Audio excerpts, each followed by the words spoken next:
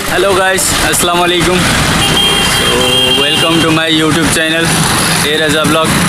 सो दोस्तों, आप लोगों को स्वागत है मेरे और एक न्यू ब्लॉग में। सो आज सुबह सुबह दोस्तों मैं आके पहुंच चुका हूं ढेंकानाल में। और ये देखिए, यहीं श्री जगन्नाथ हॉस्पिटल में आया हूं मैं। ये मेडिसिन लेके आया था मैं यहीं श्री जगन्नाथ हॉस्पिटल में खाली करने के लिए। तो चलते हैं दोस्तों, शुरू करते हैं आज का ब्लॉग और घूमते हैं ढेंकानाल डिस्ट्रिक्ट।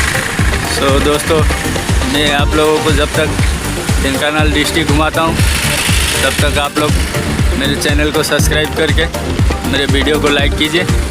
सो थोड़ा सपोर्ट कीजिए। सो लेट्स गो, चलते हैं ढेंकानाल घूमते हैं।